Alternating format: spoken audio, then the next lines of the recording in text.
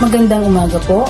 Mahigit 1 milyong pisong halaga ng pinaghihinalaang shabu ang nasabat sa ginawang bypass operation na sinagawa sa Barangay Balibago, Angeles City nitong linggo. Ayon sa ulat ng mga otoridad, kabilang sa mga suspect ay 17 taong gulang, samantala naaresto din sa sinagawang operasyon ang 21 taong gulang na nag-viral din umano sa social media na kilala bilang si alias Lando nitong nakaraang linggo. Yan ang tinutukan ni Travis Alonzo. Dalawang lalaki umano'y ay sangkot sa pagtutulak ng shabu sa Barangay Balibago, Angeles City. Kinasang isang bypass operation laban sa kanila kahapon ng ating gabi.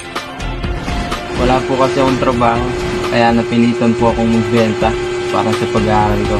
Nabuhay na rin po. Mahigit 1 milyong pesong halaga ng shabu ang nasabat ng mga otoridad mula sa kanila. Naharap ng mga naaresto sa reklamong paglabag sa Comprehensive Dangerous Drugs Act of 2002. Para sa Mabuhay Angeles News, Travis Alonzo, reporting.